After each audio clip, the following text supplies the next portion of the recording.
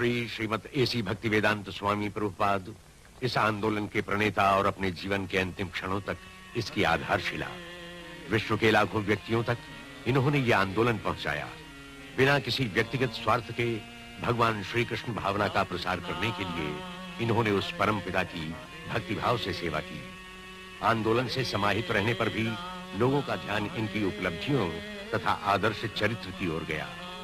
विश्व के विद्वानों और धर्मगुरुओं ने इनके योगदान को सराहा। लाखों लोगों ने अपने प्रेम पूरित मन से इन्हें अपना प्रिय मित्र, शुभचिंतक स्वीकार किया। श्रील प्रभुपाद की पुण्य स्मृति में इनके शिष्यों ने अमेरिका में पश्चिम वर्जीनिया की पहाड़ियों पर एक अद्वितीय स्मारक बनाया, जहां आज लाखों यात्री हर वर्ष जाते हैं। जिनके बिखरे जीवन को श्रील प्रभुपाद ने संवारा था, वे लोग अन्य विधियों से भी इनके प्रति अपना स्नेह, श्रद्धा और सम्मान व्यक्त करते हैं। हरे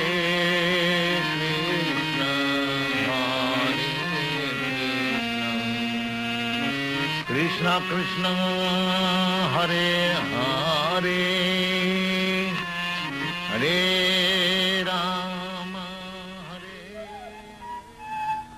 सदैव भगवान श्री कृष्ण का स्मरण, यह मूल मंत्र सदियों से भारत की आध्यात्मिक संस्कृति का लक्ष्य रहा है। आज भी भगवान श्री कृष्ण का स्मरण शिल्पकला, नृत्य, नाट्य और दर्शन की अद्भुत प्रतिभा के रूप में किया जाता है।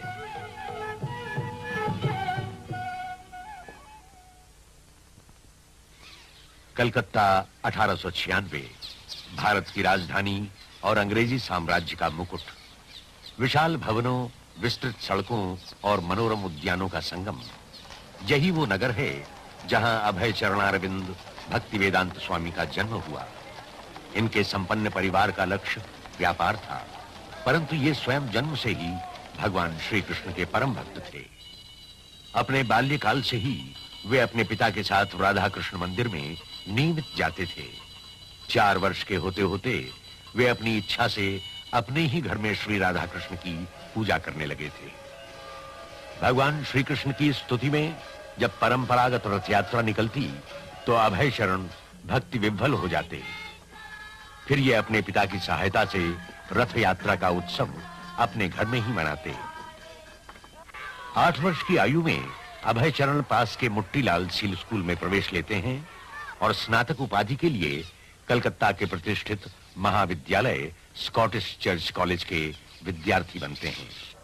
उन दिनों महात्मा गांधी सारे देश में अंग्रेजों के विरुद्ध बहिष्कार आंदोलन की तैयारी कर रहे थे।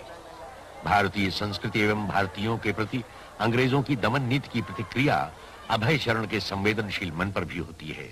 वो प्रारंभ से ही गांधी जी के इस आंदोलन के समर्थक बन जाते हैं। परंतु 1922 में अभय चरण भगवान श्री कृष्ण के अनन्य भक्त श्रील भक्ति सिद्धांत सरस्वती गोस्वामी के संपर्क में आते हैं और उनके जीवन का मार्ग बदल जाता है। श्रील भक्ति सिद्धांत स्वयं आध्यात्मिक गुरुजनों की उस शिष्य परंपरा में से थे जिसका संबंध भगवान श्री कृष्ण से है। वे अभय चरण के मन पर यह अंकित करते हैं कि देश का उत्थान भगवान श्री कृष्ण के आध्यात्मिक संदेश द्वारा ही संभव है। इससे अधिक महत्वपूर्ण और कुछ नहीं है। वे अभय चरण को परामर्श देते हैं कि भगवान श्री कृष्ण भावना का पश्चिमी देशों में प्रसार करें। अभय चरण सुनते हैं और अत्यंत प्रभावित होते हैं। इस समय तक अभय चरण का परिवार बढ़ जाता है। वे इलाहाबाद जाते हैं और वहां एक औषधालय सफलतापूर्वक चलाते हैं। इस उत्तरदायित्व के बीच भी उनके मन में अपने आध्यात्मिक गुरु के शब्द निरंतर गूंजते रहते हैं। 1933 में वे श्रील भक्ति सिद्धांत सरस्वती गोस्वामी के शिष्य बनते हैं, जो उनके विषय में टिप्पणी करते हैं। अवसर मिलते ही यह भक्त सब कुछ करेगा।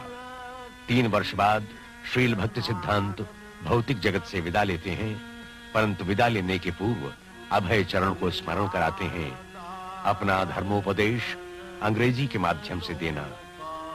1944 में वे पाक्षिक पत्र बैक टू गॉड हेड का प्रकाशन और वितरण स्वयं अकेले प्रारंभ करते हैं। बैक टू गॉड हेड का प्रथम अंक युद्ध की विभीषिका का चित्र प्रस्तुत करता है।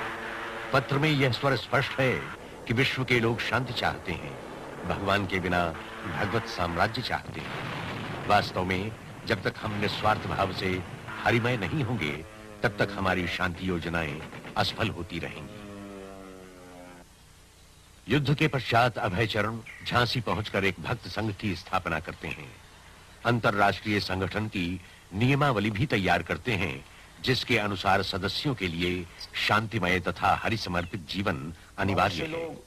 उनके प्रथम शिष्य आचार्य प्रभाकर इस प्रकार उनका स्मरण करते हैं। दीक्षा लेने के लिए उन्होंने प्रश्न किया, यदि तुम सिगरेट पीते हो तो छोड़ दो, यदि तुम तामस आहार करते हो तो छोड़ दो, और मदिरा मांस आदि खाते हो तो छोड़ दो, मैं तुम्हें अपना शिष्य बना सकता हूं। ऐसे लोग बहुत कम मिले और वे लोग सब चले गए। तब उन्होंने कहा कि इस देश में अभी कृष्ण भावना का विस्तार नहीं, मुझे इस देश से बाहर जाना होगा, वहां लोग मुझे मिलेंगे, जब लौट कर आऊंगा तो फिर इस देश में कृष्ण भावना का काम चलेगा। परंपराओं के अनुसार 55 वर्ष की आयु में अभय चरण पारिवारिक जीवन से मुक्त होते हैं और उसके 5 वर्ष बाद संन्यास ग्रहण करते हैं। अब वे ऐसी भक्ति वेदांत स्वामी के नाम से जाने जाते हैं। उनका निवास वृंदावन में स्थित मध्य युगीन श्री राधा दामोदर मंदिर है, जहां वे एकाकी अपने गंभीर अध्ययन व लेखन में लगे हैं। यह वृंदावन ही था जहां 50 सदियों पूर्व भगवान श्री कृष्ण ने अपनी लीला का प्रदर्शन किया था, और तभी से साधुजन इस भूमि को संसार की पवित्रतम भूमि मानकर पूजते हैं। यहाँ के अन्य भक्तों की तरह भक्ति वेदांत स्वामी विरक्त होने की बात नहीं सोचते। उन्हें तो वृंदावन की पावन भूमि जप, पूजन और लेखन की प्रेरणा देती है। यहीं वे अपने महान ग्रंथ का लेखन आरंभ करते हैं। वो महान ग्रंथ श्रीमद् भागवतम का अनुवाद तथा टीका है। भक्ति वेदांत स्वामी इस ग्रंथ को समस्त मानव समाज में आध्यात्मवाद के पुनर्जागरण का वैदिक मार्ग कहते हैं। अपने इस कार्य के बीच वे वृंदावन से दिल्ली जाते हैं और अपने ग्रंथों तथा पत्रिका का मुद्रण कार्य कराते हैं। यात्रा में समय नष्ट होता है, असुविधाएं भी होती हैं, परंतु भक्ति वेदांत स्वामी इसे भी अपने भगवान श्री कृष्ण की सेवा में समर्पित अपने अध्यात्म उद्देश्य का एक अंग मानते हैं।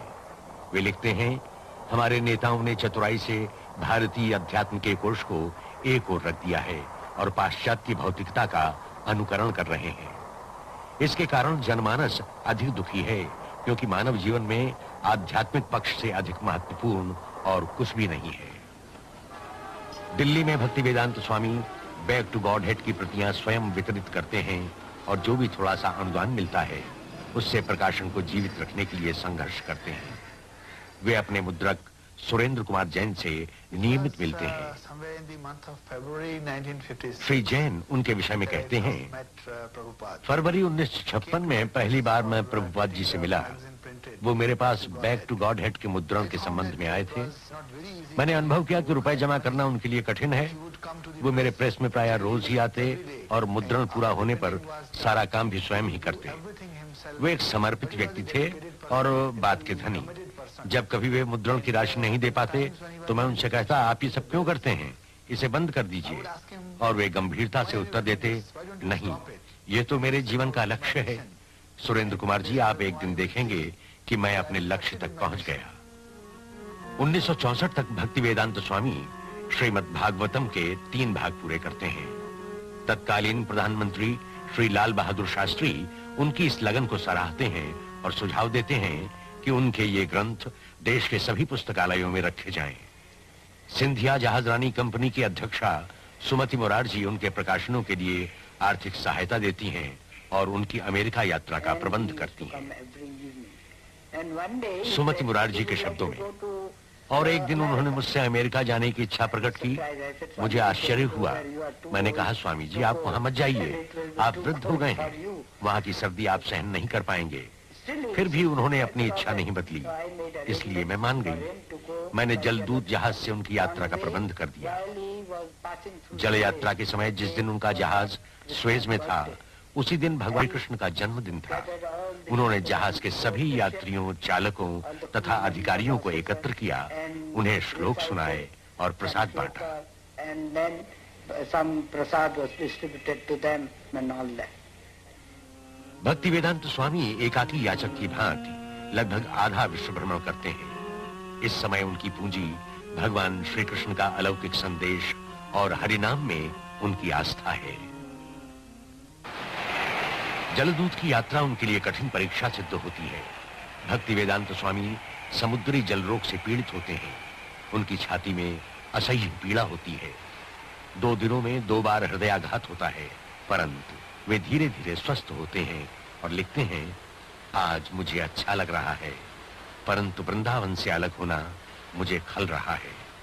मेरे पास कोई योग्यता नहीं, फिर भी इन संकटों के बीच मुझे अपने आध्यात्मिक गुरु की आज्ञा का पालन करना है। 17 सितंबर 1965 जलदूत बोस्टन बंदरगाह के तट पर रुकता है।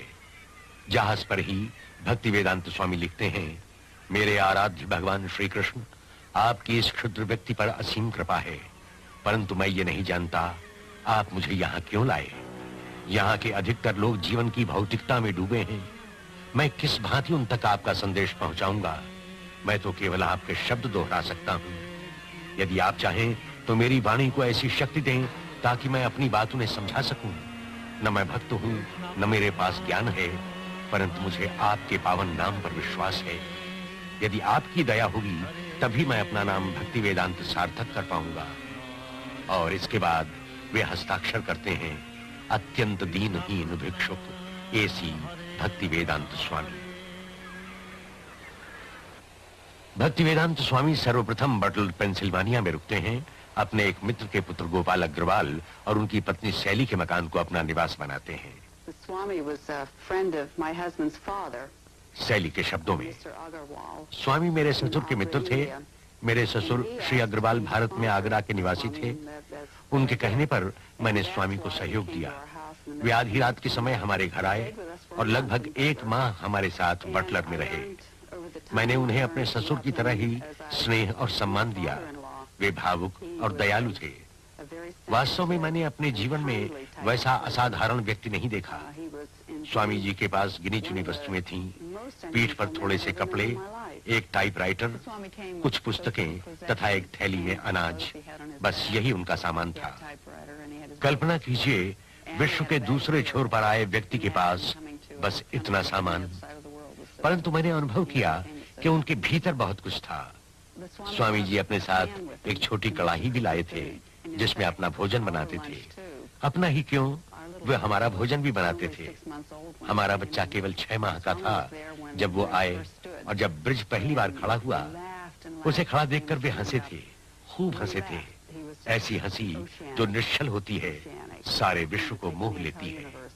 उनके 1 माह के संपर्क में मुझे ऐसा आनंद मिला जैसा आनंद पाने की कामना मैं हमेशा करती हूँ।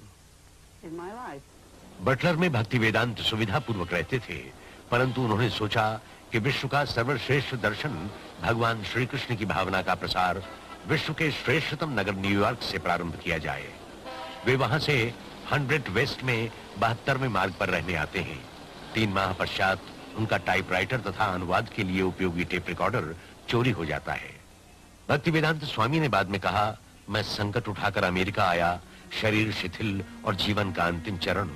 कभी ये भी नहीं सोचता कि कहाँ रहूं, और फिर उसके ऊपर वहां का भयानक शीत। यूं तो मैं 1 वर्ष अकेला था, परंतु मैंने अकेलेपन का कभी अनुभव नहीं किया। मुझे यह आभास होता रहता था कि मेरे आध्यात्म गुरु मेरे समीप हैं, इसलिए सारी कठिनाइयां होते हुए भी मैंने अपना उत्साह नहीं खोया। भक्ति वेदांत स्वामी अमेरिका उस दशक में पहुंचे जब सारे वातावरण में असंतोष व्याप्त था। जाति भेद को लेकर वियतनाम में चल रहे युद्ध के प्रति असंतोष था। असंतोष उन स्वार्थमय नीतियों के कारण भी था जो देश विदेश में चलाई जा रही थी। दुशासन से निराश होकर वहां के तरुणों ने एक विरोधी संस्कृति का सूत्रपात किया था। जब भक्ति वेदांत स्वामी अमेरिका पहुंचे, वहां तत्कालीन परिस्थिति के प्रति एक विद्रोह था और लोग विकल्प की खोज में लगे थे।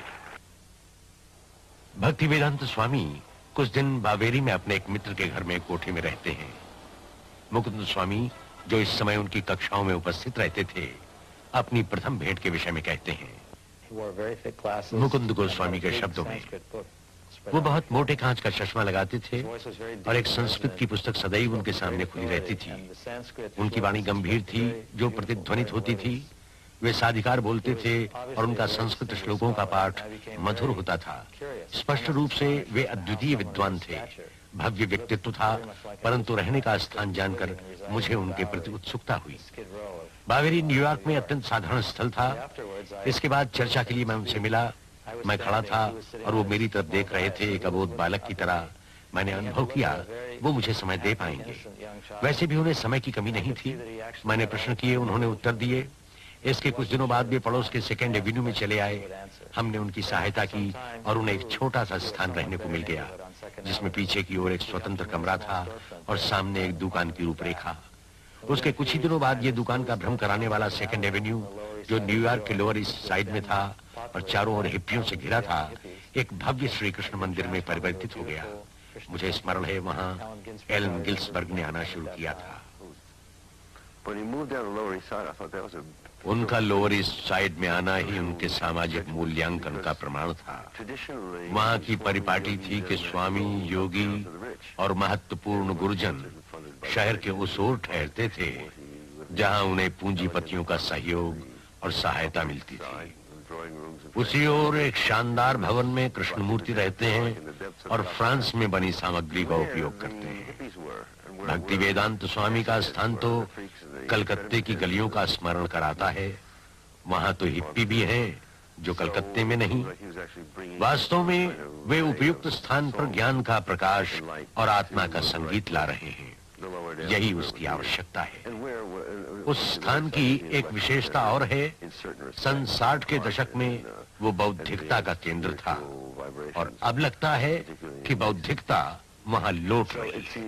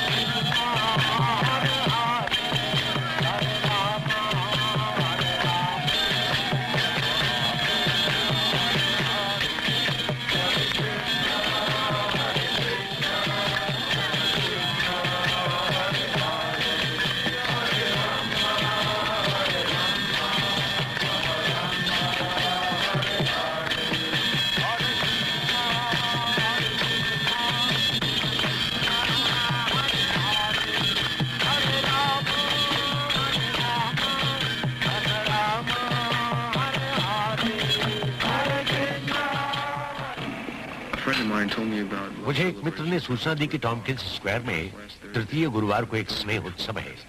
मुझे याद आया कि मैं भी किसी योग्य गुरु की खोज में हूँ, तो मुझे भगवान श्री कृष्ण ने वहां भेज दिया। मैं उनसे मिला, कुछ प्रारंभिक औपचारिकता हुई और मैंने समझ लिया कि स्वामी जी के मन में कुछ अवश्य है। I came here in America in September 1965. Srila Prabhupada के शब्दों में, मैं सितंबर 1965 में अमेरिका आया। सड़कों पे भटक रहा था। कुछ बालकों ने मुझे देखा और धीरे धीरे मेरे पास आए। मेरा उद्देश्य भगवान श्री चैतन्य का दर्शन समझाना है। Chanting Hare Krishna, Krishna Krishna, Hare Hare, Hare Rama, Rama Rama, Hare Hare. This transcendental vibration. जप की आध्यात्मिक ध्वनियों से मानसिक विकार दूर होते हैं। ये ध्वनियां आत्मा की गहराई से निकलती हैं, अतएव इनका प्रभाव सब पर एक सा होता है, चाहे वो किसी भी भाषा, देश अथवा जाति का हो। Appealing to everyone without any question of language, nationality, creed or caste, because it is coming forth from the depth of the soul. बाद में भक्ति वेदांत स्वामी ने लिखा, भगवान श्री कृष्ण कुछ योजना बना रहे थे, तभी तो तुम सब एक एक करके मेरे पास आए। तुम सब निष्कपट हो, अतएव भगवान श्री कृष्ण भावना का आत्मसात कर सकोगे। अब मैं समझता हूँ वो सब चमत्कार था, अन्यथा एक वृद्ध जो पुस्तकें बेचकर क्षुधा शांत करता हो, जिसके पास जीवित रहने के साधन भी न हो, वो कैसे भौतिकता में डूबे समाज में भगवान की भावना का प्रवेश कर सकता है। भक्ति वेदांत स्वामी के लिए ये सुखद समय था। एक तरुण की तरह गाते बोलते वे हरे कृष्ण आंदोलन जनता के समक्ष लाते हैं। उद्यानों में जाप करके, बैक टू गॉड हेड की प्रतियां वितरित करके, रविवार को निःशुल्क प्रसाद भोज आयोजित करके वे असंख्य लोगों को आकर्षित करते हैं। भविष्य के लिए उनकी आशा बलवती होती है, उसके प्रसार के आसार स्पष्ट होते हैं। हरे कृष्ण आंदोलन पनपने लगता है। Sometime in the spring of 1967, people handed me clippings. 1967 के वसंत में मुझे कुछ व्यक्तियों ने न्यूयॉर्क के समाचार पत्रों की कतरनें दी। उनमें न्यूयॉर्क में आए एक स्वामी का उल्लेख था। अतएव मैं उनसे मिलने और उनके आंदोलन को समझने वहां गया। मैं पहले उनके शिष्यों से मिला और मैं स्पष्ट कहूं, भक्ति वेदांत स्वामी के शिष्यों से मिलकर मुझे निराशा हुई। उनका ज्ञान अधूरा था और अपने लक्ष्य के विषय में वे भ्रमित थे। परंतु एक बात अवश्य थी, वो सभी गंभीरता से समर्पित थे। मैं उनके ये दो विरोधी पक्ष, एक और अनियमितता और दूसरी ओर संपूर्ण समर्पण, तब तक नहीं समझ पाया जब तक मैं भक्ति वेदांत स्वामी से नहीं मिला। और जब मंदिर में कई बार जाने के बाद उनसे मिला, तब मैंने स्पष्टता जाना कि केवल इन्हीं के कारण यह आंदोलन प्रगति कर रहा है। आश्चर्य की बात तो यह थी कि वे स्वयं को इन गतियों का केंद्र नहीं बताते थे। उन्होंने कभी ये नहीं कहा कि अमुक काम मेरे लिए करो। वो हमेशा कहते कि मुझे और आपको ये काम भगवान श्री कृष्ण के लिए करना चाहिए। वो प्रायः ऐसे काम कहते थे जो करने वालों को असंभव लगते थे। उन्होंने अपने एक प्रारंभिक शिष्य से एक पत्रिका शुरू करने के लिए कहा। उसने पत्रिकाएं पढ़ी थीं, परंतु पत्रिका के प्रकाशन से वो अनभिज्ञ था। उसने कहा, मैं ये कैसे करूंगा? भक्ति वेदांत स्वामी ने उत्तर दिया, भगवान श्री कृष्ण तुम्हारी सहायता करेंगे। फिर भी वो भयभीत था। न उसके संपर्क थे, न उसमें लोगों का विश्वास जीतने की क्षमता थी। परंतु स्वामी जी उसमें विश्वास जगाते हैं, कहते हैं भगवान श्री कृष्ण ही मार्गदर्शक हैं, वे ही आगे बढ़ाएंगे और वे ही हर कार्य करने की शक्ति भी देंगे। भक्ति वेदांत स्वामी न्यूयॉर्क के नहीं हुए थे, वे तो केवल भगवान श्री कृष्ण के थे। इसलिए जब उनके अनुयायी उन्हें सैन फ्रांसिस्को बुलाते हैं तो वो वहां भी पहुंच जाते हैं। वहां के निर्द्वंद तरुणों को भगवान श्री कृष्ण के विषय में बतलाते हैं। उनकी पुरातन संस्कृति, उनका आध्यात्मिक भोजन, उनका हृदयगत जाप और सदैव उच्च आदर्शों का महत्व समझाते हैं। फलस्वरूप हिप्पी आंदोलन के केंद्र Haight Ashbury Golden Gate Park जैसे स्थान पर हरे कृष्ण का मंत्र गूंज उठता है। मंत्र की गूंज में अद्वितीय शक्ति और प्रभाव स्पष्ट दृष्टिगोचर होता है।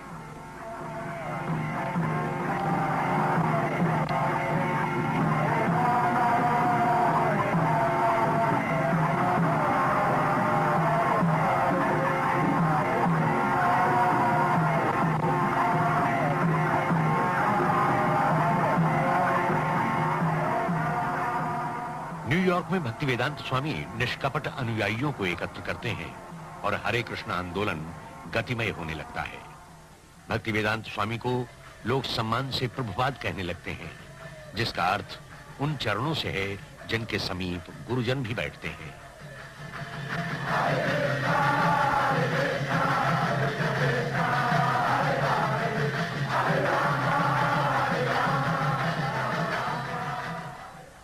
मॉन्ट्रियल से प्रभुपाद 6 शिष्यों को मंदिर की स्थापना के लिए लंदन भेजते हैं। यमुना देवी दासी स्मरण करती हैं।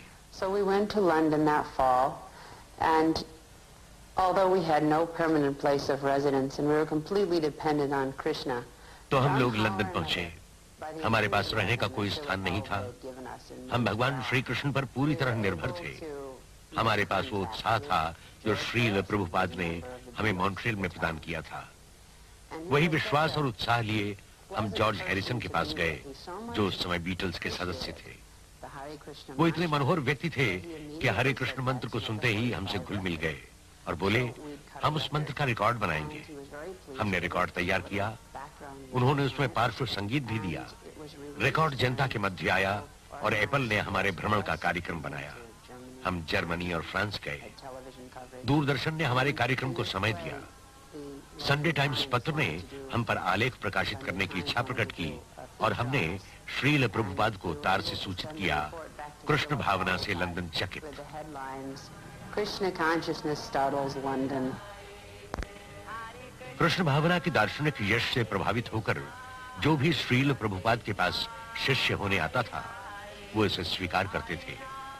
हिंदुओं की कट्टरता के आधार पर नहीं वरन योग्यता और सच्चाई के आधार पर उसे ग्रहण करते थे। भारतीय आध्यात्मिक जीवन के इतिहास में आज तक ऐसा नहीं हुआ। इस दुष्टर कार्य की ओर किसी ने साहस भी नहीं किया कि पाश्चात्य देशवासियों को परिवर्तित कर उन्हें पूरी तरह भगवान श्री कृष्ण का भक्त बनाए। परंतु अपनी अतुलनीय आध्यात्मिक शक्ति और ईश्वरीय कृपा से वे सफल हुए। ऐसे सफल हुए जैसी उन्हें स्वयं भी आशा नहीं थी। यह आंदोलन कितना पुराना है? ऐतिहासिक दृष्टिकोण से यह लगभग 5000 वर्ष पुराना है। क्यों पाश्चात्य जगत अब इसकी ओर आकर्षित हो रहा है? इधर कुछ वर्षों से ही पाश्चात्य जगत पर इस आंदोलन का प्रभाव पड़ रहा है। ऐसा क्यों? पाश्चात्य देशों की तरुण पीढ़ी निराश और कुंठित है। हिप्पी आंदोलन इसका प्रमाण है। इसलिए जब उन्होंने कोई वास्तविक आधार पाया तो उसे ग्रहण कर लिया।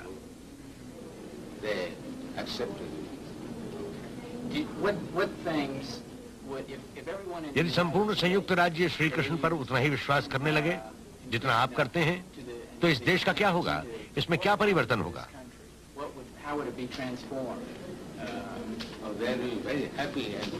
लोग अत्यंत प्रसन्नता और शांति से रहेंगे। उसके बाद यहाँ हिप्पी नहीं रहेंगे। आप हिप्पी किसे कहते हैं? वो जो धूम्रपान करता है।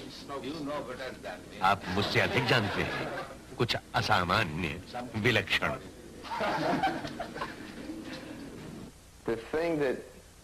श्रील प्रभुपाद का अपने शिष्यों के प्रति समर्पण देखकर ही मुझे प्रेरणा मिली थी। अपने शिष्यों के साथ रहने में उन्हें महान सुख मिलता था। ये बात नहीं थी कि वे अनेक शिष्य बनाते थे और फिर उन्हें अपने कार्यों में लगाते थे। वास्तव में हम उनके लिए जितना कार्य करते थे उससे अधिक वे हमारे लिए करते थे। यात्रा के समय उनके साथ रहकर मैंने देखा है वे हमारे लिए कितना त्याग करते थे। अपनी बीमारी के समय भी वो शिक्षा देते थे। हम लोगों के लिए चिंतित रहते थे। हमारे कार्यकलापों की जानकारी लेते थे और एक एक शिष्य के विषय में पूछते थे। हमारी व्यक्तिगत आवश्यकताओं के लिए भी समय निकालते थे। प्रभुपाद हम लोगों से पृथक नहीं थे। उनकी इच्छा थी कि हम लोग उन्हें उस स्नेह का प्रतिदान दें जो स्नेह वो हमेशा हमें देते थे। और जब हम उनके स्रोत का प्रतिदान उन्हें देते थे तो हमें उनका स्नेह और भी अधिक मिलता था। जहां तक मेरे व्यक्तिगत अनुभवों का संबंध है, मैंने श्रील प्रभुपाद में एक ऐसा व्यक्तित्व पाया है जिस पर मैं अपना सब कुछ सच्चाई से बलिदान कर सकता हूं। श्रील प्रभुपाद के दृष्टिकोण से भगवान श्री कृष्ण भावना न कोई विश्राम के क्षणों का दर्शन है और न ही कुछ समय का धर्म। वो तो जीवन की अबाध गति है, अविरल धारा है। वो श्रेष्ठतम संस्कृति भी है जो मनुष्य की राजनैतिक, आर्थिक तथा सामाजिक समस्याओं का अंत कर सकती है। अपने इस स्वप्न को साकार करने के लिए श्रील प्रभुपाद 12 वर्षों में विश्व की परिक्रमा 14 बार करते हैं और अपने अनुयायियों को प्रेरणा देते हैं।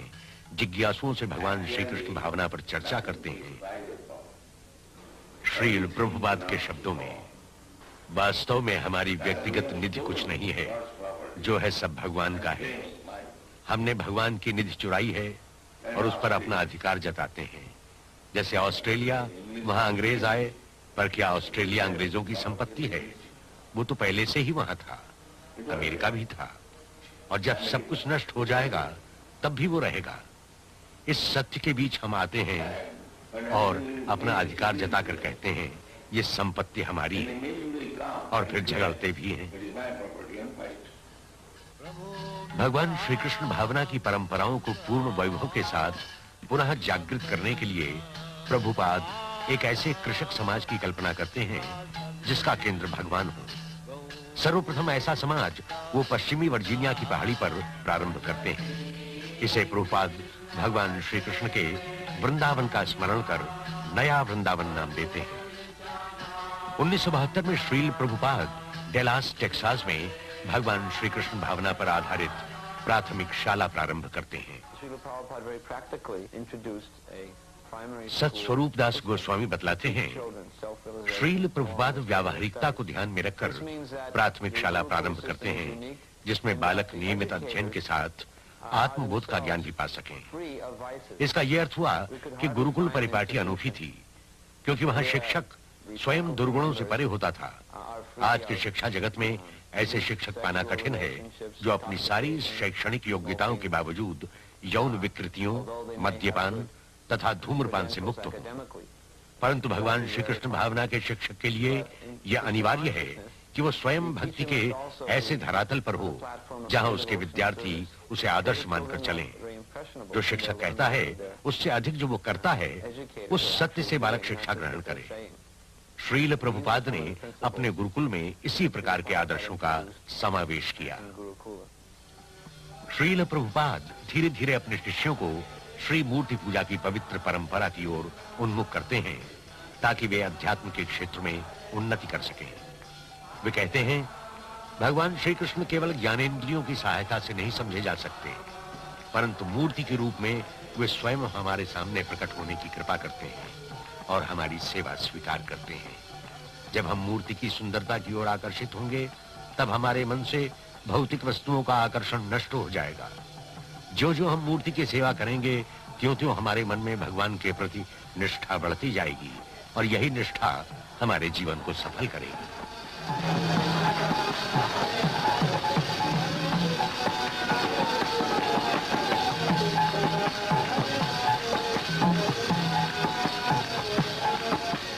मेलबोर्न, ऑस्ट्रेलिया में श्रील प्रभुपाद भगवान श्री कृष्ण के पावन अवतार भगवान श्री चैतन्य की आराधना करते हैं। By Chaitanya Mahaprabhu's mercy, we have installed the deity here in your country. Prabhupada के शब्दों में, श्री चैतन्य महाप्रभु की असीम कृपा से हमने आपके देश में मूर्ति स्थापना की है। आप भाग्यवान हैं कि श्री चैतन्य महाप्रभु आपके देश में प्रकट हुए और अब वे आपको चिंता मुक्त होने का उपाय समझाएंगे। यही श्री चैतन्य महाप्रभु का संदेश भी है। हर व्यक्ति समस्याओं और चिंताओं से उलझा है, परंतु यदि वह चैतन्य महाप्रभु के दर्शाए मार्ग पर चलेगा तो वह इन सारी आपदाओं से मुक्त हो जाएगा।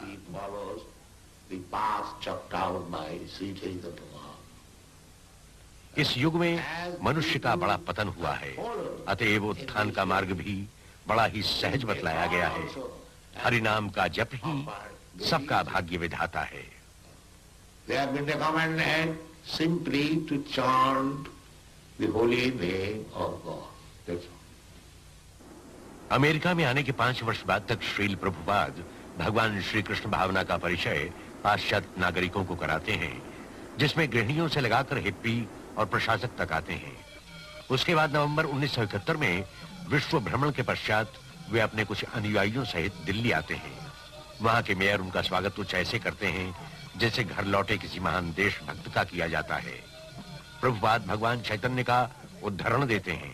भारत में जन्म लेने वाले हर व्यक्ति का कर्तव्य है कि दूसरों के हित में भगवान श्री कृष्ण भावना का प्रसार करे। यही भारत का सबसे महान वैभव है और यही अनूठा उपहार वो विश्व को दे सकता है। दिल्ली के मैदान में 30,000 भारतीय एकत्र होते हैं। वे पाश्चात्य भक्तों को देखने और प्रभुपाद को सुनने के लिए उत्सुक हैं।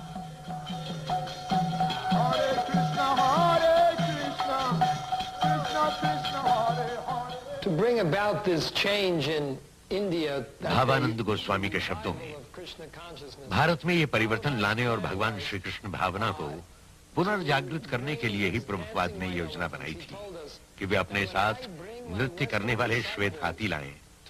उन्होंने मुझसे कहा था, जब मैं अपने शिष्यों के साथ भारत आऊं तो भारतीय मेरे नृत्य करने वाले श्वेत हाथियों को देखने अवश्य आएंगे। हमें प्रभुपाद के नृत्य करने वाले श्वेत हाथी बनकर बड़ा आनंद आता है। हमने उसे अपने पर प्रभुपाद की असीम अनुकंपा समझा कि उन्होंने हमें अपना नृत्य करने वाला श्वेत हाथी समझा और हम भगवान श्री कृष्ण भावना के भारत प्रसार में उनका सहयोग दे सके। पश्चिमी बंगाल के नवद्वीप स्थान के एक ज्योतिषी ने प्रभुपाद का चित्र देखा, उनका भव्य चेहरा देखकर उसने भविष्यवाणी की थी, इस व्यक्ति में ऐसी योग्यता है कि वो सारे संसार को शांतिपूर्वक रखने के लिए एक घर बना सकता है। जब मैंने ये प्रभुपाद से कहा तो बोले, यही तो मेरा उद्देश्य है। भगवान श्री कृष्ण भावना का भवन इतना विशाल है कि उसमें संपूर्ण विश्व शांतिपूर्वक रह सकता है। यद्यपि हरे कृष्ण आंदोलन सारे विश्व में फैल रहा था, फिर भी प्रभुपाद उसका मूल भारत भूमि पर ही रखना चाहते हैं। वे पश्चिमी बंगाल में मायापुर जाते हैं, जो भगवान श्री चैतन्य का जन्म स्थल है। वे भगवान चैतन्य ही थे जिन्होंने 500 वर्ष पूर्व सामूहिक रूप से हरिनाम आंदोलन प्रारंभ किया था। मायापुर में भक्तों ने एक छोटा सा भूमिखंड खरीदा और उस पर अंतर्राष्ट्रीय विश्राम गृह का निर्माण शुरू किया। भवन निर्माण की कला से अनभिज्ञ मुट्ठी भर भक्तों के लिए यह कार्य कठिन था। श्रील प्रभुपाद उन्हें निर्देश देते हैं, प्रोत्साहित करते हैं। हम अपने आवास के लिए घास की झोपड़ी से संतुष्ट हैं, परंतु यदि हमारे पास केवल घास की झोपड़ी ही हुई तो यहां कौन आएगा? हम अपनी धरती को जितना ही अधिक सजाएंगे, उतने ही अधिक लोग आकर्षित होंगे। प्रभुपाद यहां ज्ञान का विशाल मंदिर बनवाना चाहते हैं, जिसमें विश्व की बड़ी से बड़ी वेधशाला समा सके और उसके चारों ओर आध्यात्मिक नगर हो, जिसमें पाठशालाएं, दुकानें, खेत और अनेकों छोटे छोटे मंदिर हों, जिसमें भगवान श्री कृष्ण की वंदना की जा सके। अनेकों लोग आते हैं, श्री प्रभुपाद के आंदोलन में सक्रिय सहयोग देते हैं और उनके शिष्य बनते हैं। प्रभुपाद समझाते हैं कि मंदिर के आसपास 10 मील की परिधि में कोई भूखा नहीं रहना चाहिए। मार्च 1972 में भक्त इस्कॉन का प्रसाद वितरण आंदोलन प्रारंभ करते हैं और प्रसाद तथा शाकाहारी भोजन भगवान श्री कृष्ण के नैवेद्य के पश्चात बांटते हैं। जैसे ही मायापुर की योजना पूर्ण होती है, प्रभुपाद 6 महाद्वीपों से अपने शिष्यों को आमंत्रित करते हैं, जिससे वे हर वर्ष भगवान श्री चैतन्य के जन्म दिवस समारोह में एकत्र हो सकें। वृंदावन में श्रील प्रभुपाद अपने शिष्यों की आयोजित यात्रा पर विभिन्न पवित्र स्थानों के दर्शन कराते हैं और स्वयं भगवान श्री कृष्ण की लीलाओं का वर्णन करते हैं। भक्त यमुना के निर्मल जल में स्नान कर धन्य होते हैं।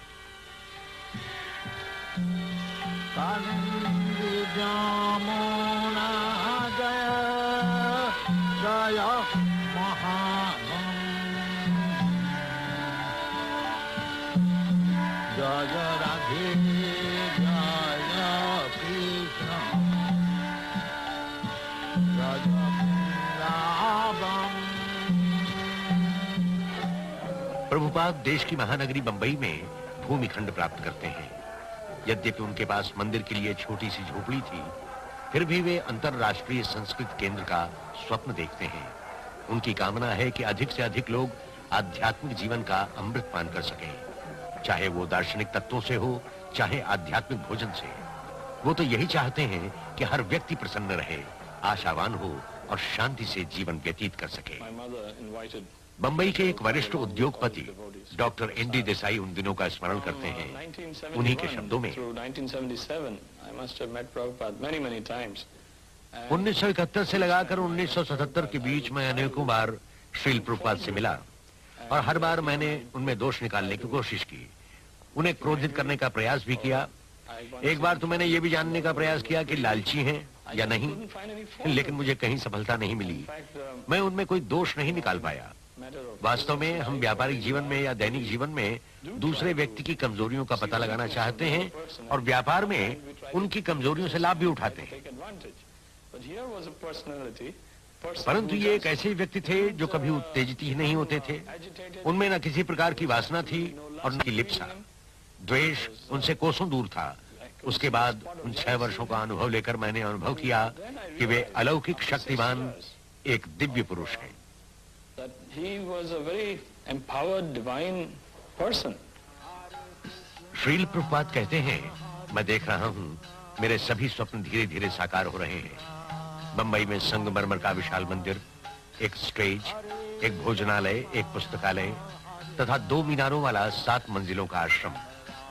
मायापुर में योजनाबद्ध आध्यात्मिक नगर पनप रहा है।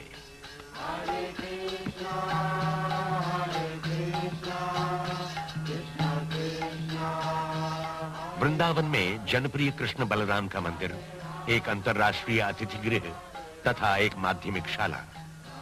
प्रभुपाद देखते हैं कि उनकी संस्था विश्वव्यापी मंडल का रूप ले रही है, जिसमें 100 से अधिक मंदिर, भोजनालय, संस्थाएं, शालाएं तथा कृषक समितियां हैं। भगवान श्री चैतन्य ने 500 वर्षों पूर्व भविष्यवाणी की थी कि एक दिन ऐसा अवश्य आएगा जब भगवान श्री कृष्ण का नाम विश्व के गांव-गांव और नगर-नगर में गूंजेगा। 70 के दशक के मध्य तक हरे कृष्ण घर-घर में व्याप्त गया। प्रोफेसर कॉक्स के शब्दों में, जब मैं पहली बार हरे कृष्ण भक्त से मिला तो मुझे आज भी स्मरण है, मैं उसे देखकर आश्चर्यचकित हुआ था। उनका परिधान, उनका जाप और केशविहीन सिर सभी मुझे अनोखे लगे थे। पर जो मैं उस आंदोलन के संबंध में अधिकाधिक जानता गया, त्यों मेरी धारणा बदलती गई। उनकी शिक्षा के तत्वों में मुझे वही भाव मिले जो मेरी समझ के अनुसार ईसाई मन में है। सारा जीवन भौतिक वस्तुओं के संग्रह का निषेध, प्रत्येक जीव के प्रति ममता तथा प्यार, पीड़ा आदि बांटकर प्रसन्न रहने का संदेश। मैं इस बात से अधिक प्रभावित हूँ कि किस प्रकार एक व्यक्ति की शिक्षा और उसके द्वारा लाई आध्यात्मिक परंपरा ने इतने व्यक्तियों को अपना लिया। मेरा निश्चित मत है कि उनका योगदान अत्यंत महत्वपूर्ण है और चिरस्थायी भी। बाल्यकाल में श्रील प्रभुपाद अपने निवास के पास कलकत्ता में भगवान जगन्नाथ की रथ यात्रा का उत्सव अपने सखाओं सहित मनाते थे। इतने वर्षों बाद वे रथ यात्रा का त्योहार आज भी मनाते हैं। अंतर केवल इतना है कि अब वो रथ यात्रा विश्व के 20 बड़े शहरों की प्रमुख सड़कों पर सैकड़ों शिष्यों और अतिथियों के साथ मनाई जाती है।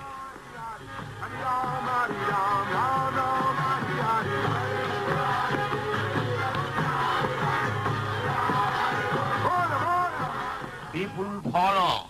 श्रील प्रभुपाद के शब्दों में, लोग अमेरिका निवासियों के पीछे भागते हैं, उनका अनुकरण करते हैं। मैं पूरे विश्व का भ्रमण करता हूं और देखता हूं वे गगनचुंबी अट्टालिकाएं बना रहे हैं, आपके देश का अनुकरण कर रहे हैं। इसलिए यदि आप भगवान श्री कृष्ण भावना को अपनाते हैं, उनका जप करते हैं, भाव विभल होकर नृत्य करते हैं, तो सारा विश्व आपके पद चिन्हों पर चलेगा और फिर यह वैकुंठ बन जाएगा। कष्टों से हमें त्राण मिल जाएगा। धन्यवाद। हरे कृष्णा कृष्णा कृष्णा हरे हरे, हरे राम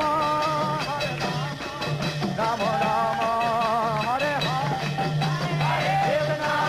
हरे कृष्णा कृष्णा कृष्णा हरे हरे, हरे राम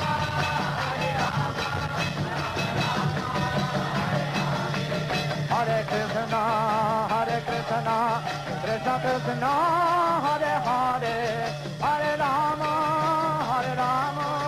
राम राम हरे हरे, हरे कृष्णा हरे हरे, हरे राम राम राम। चाहे सामने अपार जनसमूह हो या गिने चुने शिष्य या अकेले श्रील प्रभुपाद, सदैव एक भक्त के रूप में ही दिखे। बलि हरि जाई एक प्राण्य नाम नाए नरहाए प्रेम जाए राधे मुनि बलि हरि जाई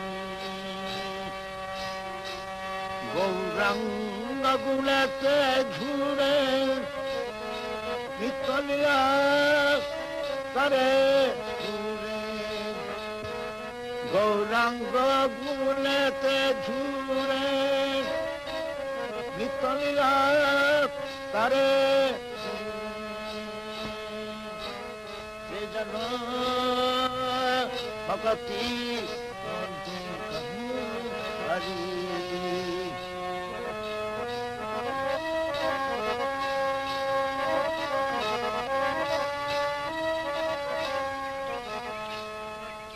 श्रील प्रभुपाद विश्व के किसी भी भाग में रहें, उनकी दिनचर्या नियमित रही। प्रातः काल के निर्मल और शांत वातावरण में टहलते, फिर विद्यार्थियों और अतिथियों के साथ अंतरंग होकर समय बिताते। धोती और रूढ़िवादी विचारधारा को छोड़कर वे अपने विद्यार्थियों को अपना ज्ञान और वैचारिक क्षमता बढ़ाने का परामर्श देते।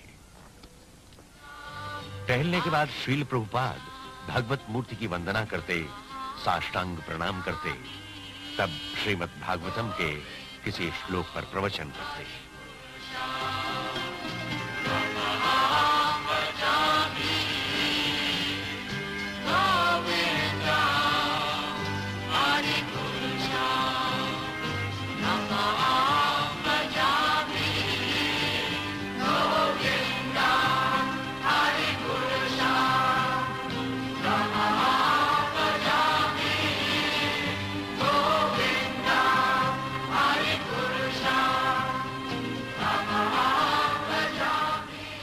So you may have $2 million, I may have $10, you may have $100. Everyone has got some riches. Srila Prabhupada के शब्दों में, आपके पास $20 लाख हैं, मेरे पास 10 हैं, आपके पास $100 होंगे। अर्थात सभी के पास कुछ न कुछ संपत्ति है, परंतु ये कोई नहीं कह सकता उसके पास ही सारी संपत्ति है। ये संभव नहीं। यदि कोई ये कह सकता है कि उसके पास सारी संपत्ति है तो वो ईश्वर है, भगवान है। यही भगवान श्री कृष्ण ने कहा है। कृष्ण से भोक्तारम जगतमुथाम सर्वलोक महेश्वरम। इतिहास में ऐसा किसी अन्य व्यक्ति ने नहीं कहा। भगवान कृष्ण ने कहा है, मैं सभी वस्तुओं का रस लेता हूँ और विश्व में सभी का स्वामी भी मैं ही हूँ। ये कौन कह सकता है? वही ईश्वर है। लॉस एंजलिस में मध्याह्न के बाद श्रील प्रभुपाद अपने अतिथियों तथा धर्मविदों से मिलते हैं। Your pride, your property, your family. Srila Prabhupada के शब्दों में, आपका अहम, आपकी संपत्ति, आपका परिवार, आपकी बैंक में जमा राशि, आपकी गगनचुंबी अट्टालिकाएं सब ले ली जाती हैं, फिर सब समाप्त। बाहर निकलो, यही ईश्वर है। अब ईश्वर समझ में आया? आप इस पर विश्वास करें या न करें, ईश्वर एक दिन आएगा, आपको ले जाएगा, आपकी हर वस्तु ले जाएगा और आप बाहर होंगे। भगवत गीता में यही कहा है, जो ईश्वर पर विश्वास नहीं करते उनके पास मैं मृत्यु बनकर आता हूं और उनका सब कुछ ले जाता हूं। इस पर विश्वास करना पड़ता है। जिस तरह मृत्यु सत्य है, उसी तरह ईश्वर भी सत्य है। इसलिए जब तक मनुष्य पागल नहीं है, वो नहीं कहेगा कि ईश्वर नहीं है। जो ईश्वर के अस्तित्व को नकारता है, वो पागल है। प्रभुपाद ऐसे व्यक्ति को दृष्टिहीन और मूर्ख कहे तो अच्छा है।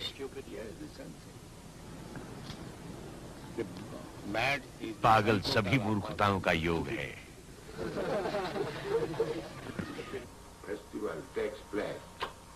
श्रील प्रभुपाद जहां भी होते हैं, अपना सारगर्भित लेखन करते रहते हैं।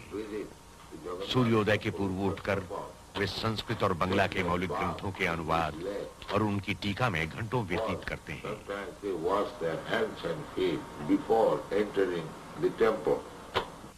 उनका सर्वाधिक महत्वपूर्ण योगदान उनकी पुस्तकें हैं। श्रील प्रभुपाद देखते हैं 6 करोड़ प्रतियां 28 भाषाओं में वितरित हो रही हैं। दर्जनों विश्वविद्यालयों के आचार्य उनकी पुस्तकों को आदर्श पाठ्य ग्रंथों के समान उपयोग में लाते हैं तथा उन पर प्रशंसात्मक टीकाएं लिखते हैं। डॉक्टर जूरा के शब्दों में, पाश्चात्य विश्व को उन्होंने श्री कृष्ण चैतन्य के भक्तिमय दर्शन से प्रथम बार परिचित कराकर एक महत्वपूर्ण कार्य किया है। इन पाठ्य ग्रंथों का परिचय भी उन्होंने भिन्न रीति से कराया है। मैंने भगवत गीता के अनेकों अनुवाद पढ़े हैं, जिनकी व्याख्या अद्वैतवाद के दर्शन की भांति अवैयक्तिक है, और ये अनुवाद आप इसे प्रथम बार भी कह सकते हैं। सच्चे अर्थों में ये भक्तिमय अनुवाद है, आध्यात्मिक अनुवाद है। मेरा विश्वास है कि यही अनुवाद भगवत गीता के वास्तविक अर्थ और उद्देश्य के समीप आता है। 1972 में स्थापित भक्ति वेदांत पुस्तक संस्थान मूलतः श्रील प्रभुपाद की कृतियों का प्रकाशन करता है। ये संस्थान भारतीय धर्म और दर्शन की पुस्तकों का महानतम वितरक बन गया है। श्रील प्रभुपाद का श्रेष्ठतम ज्ञान इन पुस्तकों का प्राण है, जो हरे कृष्ण आंदोलन का आधार है। भविष्य इसका साक्षी होगा कि यह आंदोलन अगले 10,000 वर्षों तक प्रगति करता ही रहेगा। 1977 में अपने गिरते स्वास्थ्य के बाद भी श्रील प्रभुपाद अपनी यात्राएं और शिक्षा का कार्य अनवरत करते हैं। फरवरी 1977 विश्व की महानतम तीर्थ यात्रा कुंभ मेला जो इलाहाबाद में होता है। शरीर की शिथिलता के बाद भी श्रील प्रभुपाद यहां उपस्थित होते हैं। उनके शिष्य कीर्तन करते हैं और बैक टू गॉड हेड पत्रिका की प्रतियां वितरित करते हैं।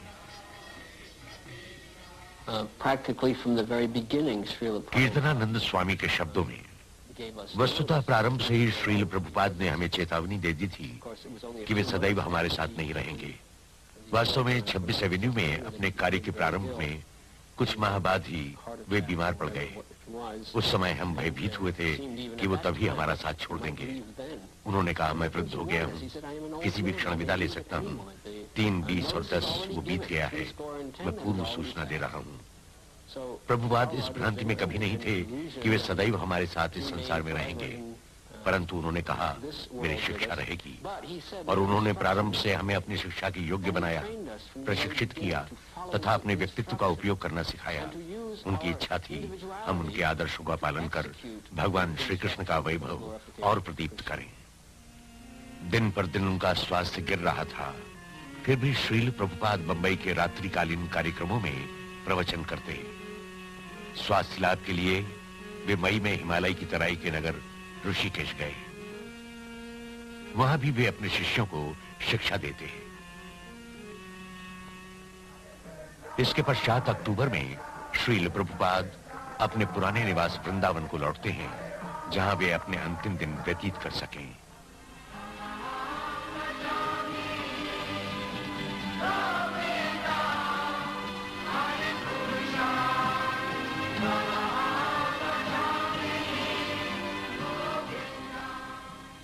शारीरिक अयोग्यता के बाद भी श्रील प्रभुपाद की बौद्धिक क्षमता सुदृढ़ है। वे अपनी महान कृति श्रीमद् भागवतम का अनुवाद तथा टीका लिखाते हैं, उस दिन तक जिस दिन तक वे इस संसार से विदा नहीं लेते। श्रील प्रभुपाद कहते हैं, सभी अभिनय है, भगवान श्री कृष्ण की महत इच्छा पर घूमना है, यही भगवान श्री कृष्ण भावना है।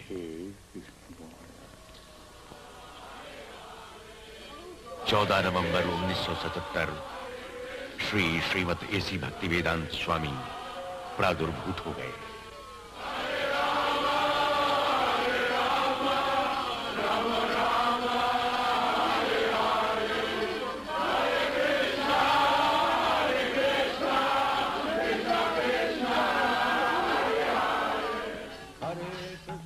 वो दिव्य व्यक्तित्व जिसने अनेक विषयों पर हजारों अर्थ वाले शब्द कहे, जिसने हजारों ढंग से ज्ञान दिया, जिसने हजारों भक्तों को प्रेरणा दी, अपने स्वामी भगवान श्री कृष्ण की शरण में लौट गया। भक्तों पर असीम कृपा करने वाले भगवान श्री कृष्ण ने अपने भक्तों को श्रील प्रभुपाद का सामीप्य दिया। अपने कार्यों में स्वाधीन भगवान श्री कृष्ण ने यह सामीप्य समाप्त कर दिया। फिर भी श्रील प्रभुपाद रहेंगे, वे अमर हैं। वे अपनी शिक्षा में सदैव रहेंगे, वे अपने अनुयायियों के हृदय में सदैव रहेंगे। उनके शुभ चिंतक बनकर वे सदैव उनका नियंत्रण करेंगे।